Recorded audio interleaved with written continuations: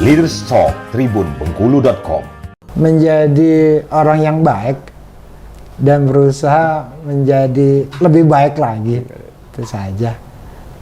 Semuanya menjalankan dengan amanah, bahwa kita diciptakan di dunia ini hanya untuk beribadah kepadanya. Dengan Badan Karantina Indonesia ini bergabung juga nih teman-teman teknis karantina ikan yang semula di bawah Kementerian Kelautan. Saat ini kita sudah bergabung, nah, itu menambah kekuatan kita. Masih dapat kita nikmati oleh kita saat ini sampai dengan anak cucu kita nanti. Sudah bersama kita Bapak Kepala Balai Karantina Bengkulu. Langsung kita sapa Bapak Aris Hadiono. Apa kabar, Pak? Alhamdulillah sehat, Bang Ben. Kayaknya seger sekali hari ini, Pak. Alhamdulillah sehat. Pak, kalau kita kan kantor ini tepat berada di pinggir jalan ya, Pak ya. Dulu orang taunya ini adalah kantor stasiun ya, Pak ya, karantina pertanian. Siap. Tapi kok tiba-tiba berubah logo, ada sesuatu hal yang baru, dan ada tulisan Badan Karantina Indonesia. Sudah berubah, Pak? Siap. Boleh diceritakan, Pak, bagaimana sih? Saya yang ingatnya kemarin di 2023 itu memang ada Presiden melebur menjadi Badan Karantina Indonesia, tapi tidak tahu proses panjangnya ini seperti apa. Siap. Bisa diceritakan, Pak Aris? Siap, makasih Bang Ben. Salam masyarakat Bengkulu.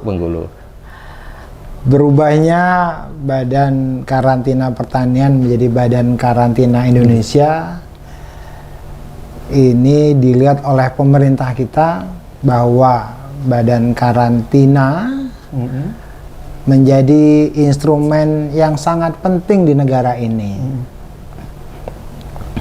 untuk perdagangan internasional khususnya. Kemudian memberikan peran yang lebih besar dalam menjaga kelestarian alam.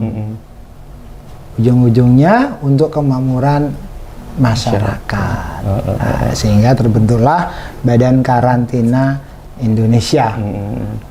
Karena menjadi tadi saya sampaikan menjadi salah satu tool perdagangan internasional, karena karantina di seluruh dunia untuk perdagangan lalu lintas komoditas hewan, ikan, tumbuhan yang melakukan negosiasi ini karantina di setiap negara menjadi focal point untuk persetujuan masuk lalu lintas barang. Secara teknis itu karantina, karena sekarang sudah perdagangan dunia ini sudah global. Jadi yang bisa barter ini hanya boleh untuk keamanan negara teknis. Kalau mengenai harga itu sudah global, nggak bisa. Teknis siapa yang bisa bicara? Karantina. Sehingga lah menjadi lembaga lebih kuat. Kalau kemarin di bawahnya Kementerian Pertanian, sekarang langsung di bawahnya Presiden ya. Badan Karantina Indonesia. Jadi koordinasinya langsung ke Presiden. Langsung Presiden. Siap. Nah, bagaimana ini kan pasti ada namanya ada peleburan seperti ini, ada sesuatu hal yang barulah ya Pak Aris ya. Bagaimana Pak Aris menyikapi? Apakah ini suatu terobosan yang menurut Pak Aris sangat luar biasa? Seperti apa ini, Pak? Ya, sudah saatnya dengan perkembangan zaman yang lebih lebih global ini, kemudian lalu lintas barang orang lebih cepat, kemudian sampai dengan penjuru dunia. Nah, ini perlu ketahanan karantina yang lebih kuat. Dengan Badan Karantina Indonesia ini bergabung juga nih teman-teman teknis karantina ikan yang semula di bawah Kementerian Kelautan. Saat ini kita sudah bergabung, nah, itu menambah kekuatan kita. Jadi unsur yang melebur di Badan Karantina Indonesia ini apa saja itu, Pak Aris? Ya, yang melebur adalah dari Badan Karantina Pertanian, teknis karantina hewan, teknis karantina tumbuhan, kemudian dari Kementerian Kelautan, itu dari karantina teknis ikan. Nah, ini sekarang menjadi secara undang-undang, sebetulnya Undang-Undang 16 itu sudah sama undang-undang kita. Jadi keluarga kita kembali pulang ini di Badan Karantina Indonesia. Itu siap. Jadi simpelnya adalah sekarang Badan Karantina Indonesia ini sama seperti badan-badan yang lain yang langsung di bawah presiden gitu Pak ya. Kalau selama ini kan yang sering diberitakan itu kan kalau bencana alam itu Badan Penanggulangan Bencana Alam gitu ya Pak ya. Siap. Jadi sekarang Badan Karantina Indonesia itu langsung berkoordinasi dengan presiden. Siap. Oke. Nah Pak, sekarang orang tahu karantina. Ini pertama dari katanya dulu karantina. Artinya kan ini ada sesuatu hal yang dilakukan sebelum barang ini keluar gitu ya Pak ya. Nah, tugas dan fungsi Badan Karantina Indonesia ini apa sih Pak? Siap. Badan Karantina Indonesia saat ini itu ada undang terbaru juga. Nah, dengan keluarnya Undang-Undang Nomor 21 tahun 2019. Kalau pada saat undang-undang yang pertama, Undang-Undang Nomor 16 itu bicaranya karantina hanya mengamanahkan, mengawasi, menjaga lalu lintas media pembawa untuk tidak tersebarnya hama penyakit hewan karantina, tumbuhan, media pembawa ikan atau hewan, hanya hama penyakitnya.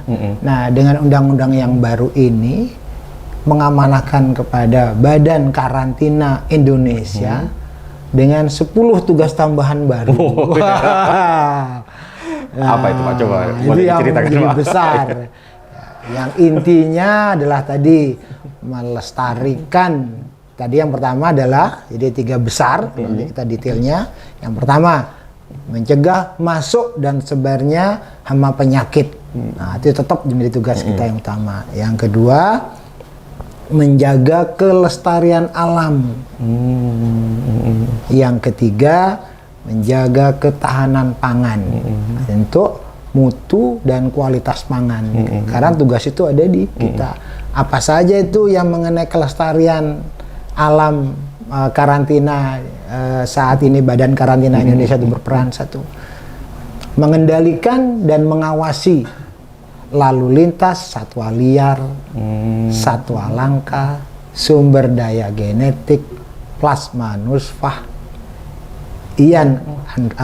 invasive alien species atau spesies-spesies baru yang akan dimasukkan itu harus kita oleh karantina.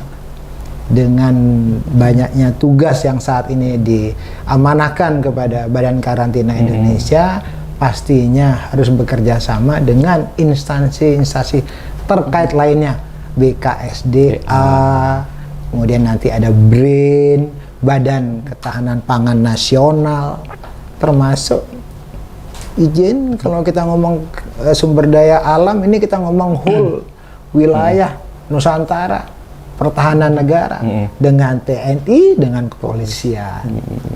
Untuk pencegahan tindak kejahatannya itu Pak ya. Siap. Nah, dari sekian banyak tugas dan fungsi tadi, sekarang apa yang Pak Aris siapkan khususnya untuk Bengkulu ini Pak? Dari sekian banyak tugas-tugas tadi. Siap. Alhamdulillah kemarin yang ditugaskan oleh Badan Karantina, Kepala Badan Karantina Indonesia kepada kami di seluruh UPT termasuk yang di Bengkulu, yang pertama adalah penguatan kompetensi SDM dan integritas SDM. Yang kedua, revitalisasi laboratorium, karena laboratorium menjadi salah satu justifikasi terhadap tadi pemeriksaan media pembawa atau komoditas pertanian hewan ikan tumbuhan yang akan dilalu lintaskan. Di situ melihat hama penyakit dan keamanan pangan, mutu dan kualitasnya. Kemudian yang berikutnya adalah digitalisasi layanan. Digitalisasi layanan dalam hal ini untuk mempercepat, mempermudah pelayanan kepada masyarakat, kemudian untuk menyiapkan data informasi yang dibutuhkan oleh masyarakat. Gitu. Dan semuanya nanti dibungkus, semuanya harus bersinergi. Semua kegiatan-kegiatan tadi bersinergi dengan seluruh pemangku kepentingan, baik instansi pemerintah, swasta, sivitas akademik, masyarakat. Ya, malah di sebagian tugas-tugas tindakan karantina saat ini dapat dilakukan oleh pihak ketiga untuk membantu tadi pelaksananya amanah dari undang-undang itu pada kami, Badan Karantina Indonesia. Nah, Aris, tadi kan kita secara definisi kita sudah bahas, Pak Aris. Sekarang pemahaman saya nih seperti ini, Pak Aris. Siap. Apakah misal nih, ketika saya adalah seorang pengusaha ikan hias misalnya itu, Aris, ya. Ketika saya ekspor ikan hias dari negara luar, apakah itu harus melalui badan karantina, Pak? Iya. Apakah seperti itu yang dilakukan oleh karantina, Pak? Siap, ya tadi bahwa setiap lalu lintas hayati, baik itu hewani, nabati, di situ ada hewan, ikan, tumbuhan, termasuk produk-produk olahannya, menurut undang-undang dan peraturan pemerintah harus dilaporkan kepada pejabat karantina. Nah, jadi tadi ikan masih hidup, olahannya pun harus dilaporkan. Olahannya pun harus dalam bentuk masih hidup maupun olahannya. Terus dilaporkan kepada petugas. Tapi lalu lintasnya itu khusus luar negeri itu, Pak? Baik luar negeri ataupun antar area. Ya, karena di satu wilayah dengan wilayah yang lain itu beda status penyakitnya. Sehingga tadi untuk mengawal supaya tidak sampai terjangkit penyakit di wilayah lain ke wilayah kita Bengkulu khususnya. Bukan mau menyulitkan, tapi untuk mengamankan yang banyak ini. Jangan cuma sayang sama satu ekor, yang 1000 ekor nih kita jagain. Itu tugasnya karantina dengan tentunya dengan semua instansi dengan masyarakat untuk menjaga gitu loh. Nah, untuk menjaga profesi Bengkulu. Jadi bukan dalam arti bahwa karantina ini cuma mengada-ada barang ditahan-tahan, kenapa nggak harus langsung gitu. Jadi sebenarnya fungsi utamanya yang seperti Pak Aris jelasin tadi gitu ya, Pak ya. Siap, untuk menjaga sumber daya alam yang ada di sini. Peternak kita ini banyak di sini. Perkebunan rakyat, pertanaman banyak. Kalau hanya segelintir satu orang memasukkan merusak yang banyak. Tapi perlulah semuanya melalui tadi melalui kehumasan ini perlu disampaikan itu kepada masyarakat yang belum paham. Ya kan biasanya kan yang sering kita dengar di luar itu kan kalau pengusaha-pengusaha khususnya yang hewan, tumbuhan kan, wah ini nanti ditahan nih di karantina ini nih. Padahal kan bukan ditahan dalam arti disita kan, Pak ya, tapi di karantina dipastikan keamanannya baru boleh ini kan. Seperti itu betul, Pak? Siap. Menjamin, memastikan bahwa tadi media pembawa utamanya bebas dari hama penyakit hewan, ikan, tumbuhan karantina. Itu yang utama. Nah, kalau di Bengkulu sendiri tumbuhan, hewan, olahan itu yang sering masuk ke Bengkulu apa sih, Pak? Yang sering masuk ke Bengkulu kita banyak keluar. Malah banyak keluar ya. Misalnya salah satu contoh adalah andalan yang saat ini salah satunya yang dari pisang yang Enggano. Itu kan sumber daya alam yang sangat besar itu untuk di masyarakat Enggano. Kita sudah kemarin kita bicara dengan Dinas Ketahanan Pangan, dengan Bapak Kadis Pertanian, jadi sama-sama kita jaga nih tuh, Pak. Jangan sampai ada penyakit yang kita nggak jaga, karantina dengan instansi terkait lainnya ini masuk ke Enggano penyakit, habis itu. Iya betul, Pak. Jadi sama kayak kemarin kita kejadian yang pada sapi itu untuk PMK, kuku kaki itu Pak ya? Iya, penyakit mulut dan kuku.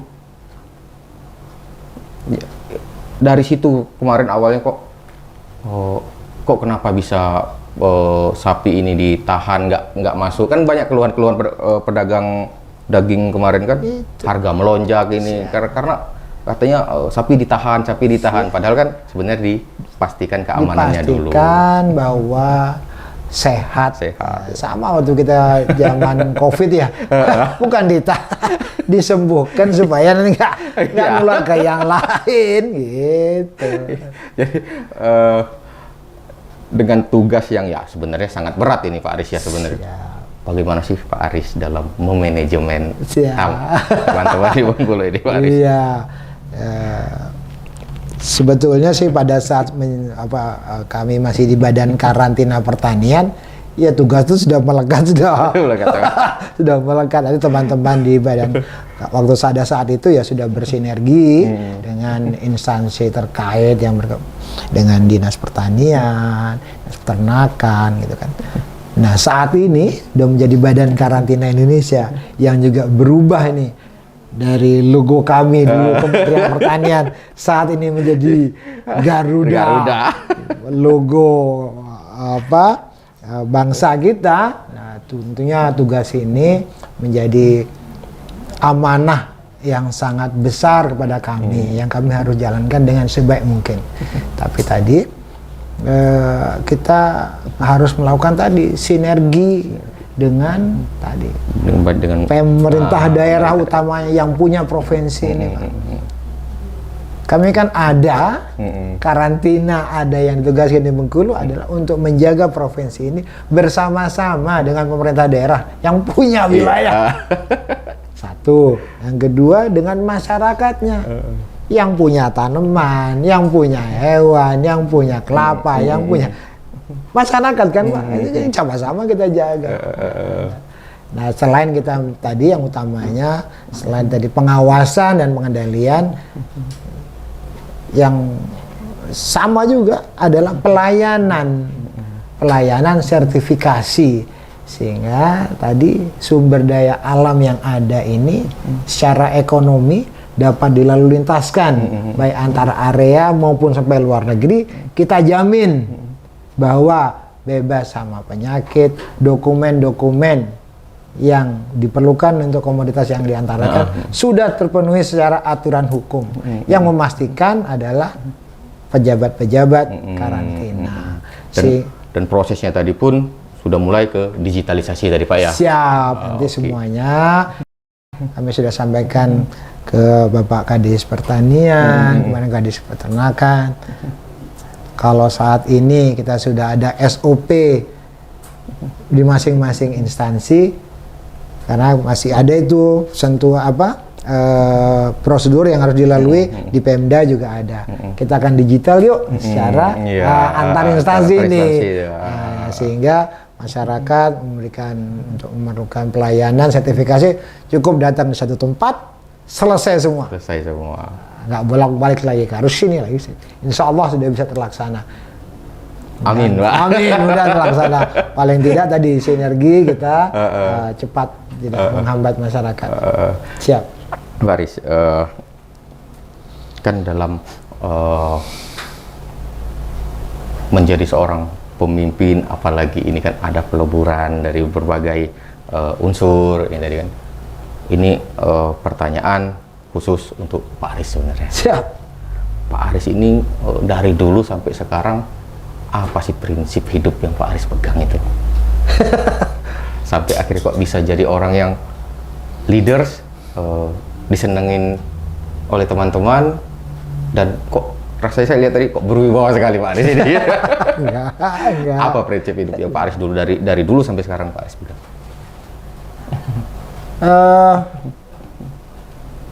Menjadi orang yang baik dan berusaha menjadi lebih baik lagi, itu saja.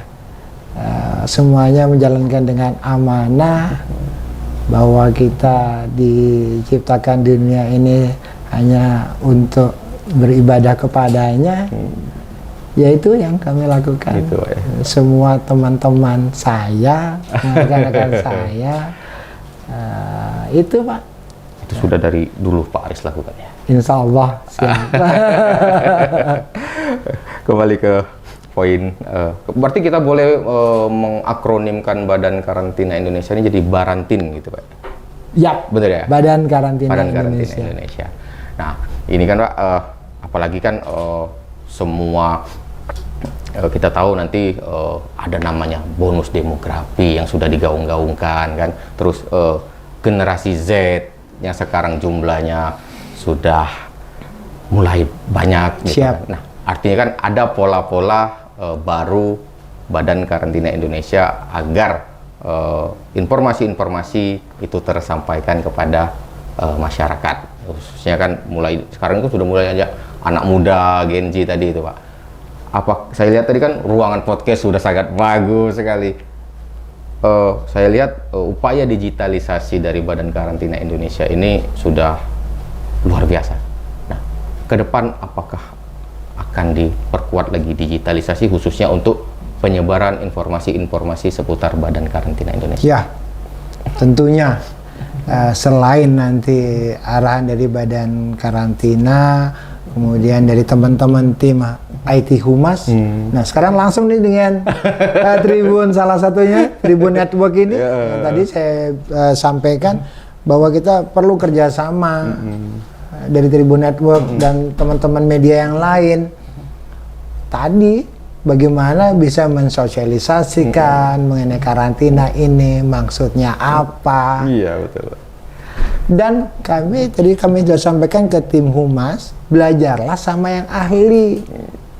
Kalau rekan-rekan sini IT bisa, tapi backgroundnya sarjananya bukan. Malah teman-teman dari tim network ini Karena saya sendiri penasaran bagaimana sih mengkarantina hewan-hewan itu, prosesnya itu seperti apa sih, apa yang dilakukan. Nah, itu sebenarnya saya pun penasaran bagaimana, apalagi kan masyarakat. Saya harap ya nanti ke depan konten-konten seperti itu muncul untuk masyarakat Kota Bengkulu, Provinsi Bengkulu khususnya gitu Pak. Siap. Kita memang sudah ada mengenai semua prosedur itu di website kita. Cuma nanti perlu nih dari tim Humas Karantina Bengkulu membuat kemasan nih, nanti dibantu oleh teman-teman yang ahlinya ini dari bagaimana sehingga semua informasi itu tersampaikan dengan dengan asik, dengan orang nggak sadar, sudah habis ternyata. Iya, sudah habis, dengan itulah ya. Sekarang gayanya kan TikTok ada asal tersampaikan itu kan yang penting itu. Oke, Baris. Sebelum kita closing, siap. Satu penegasan lagi tentang Badan Karantina Indonesia, khususnya Balai Karantina Provinsi Bengkulu ini, visi misi ke depan itu nanti seperti apa? Silakan Pak Aris, kamera. Siap. Badan Karantina Indonesia, khususnya Badan Karantina Indonesia yang ada di Bengkulu ini adalah untuk pastikan dan menjaga ketahanan pangan, khususnya Provinsi Bengkulu, umumnya bangsa negara Indonesia ini. Kemudian adalah untuk menjaga kelestarian alam, sumber daya alam, khususnya Provinsi Bengkulu, lebih umumnya adalah negara kita Indonesia, agar masih dapat kita nikmati oleh kita saat ini sampai dengan anak cucu kita nanti. Demikian, terima kasih. Oke, pemirsa tribunbengkulu.com, sebenarnya masih banyak hal-hal yang ingin kita tanyakan dengan Pak Aris, khususnya seputar karantinanya Pak sebenarnya. Tapi rasanya kita perlu episode kedua ini Pak. Siap. Masih banyak hal-hal yang perlu disampaikan. Siap. Jadi tunggu episode kedua Tribun Bengkulu bersama Badan Karantina Indonesia, khususnya Provinsi Bengkulu. Kita akan lihat seperti apa sih proses mengkarantina hewan, tumbuhan, ikan dari Pak ya, bahan olahan segala, Siap. semuanya. Saya akhiri, wassalamualaikum warahmatullahi wabarakatuh. Waalaikumsalam.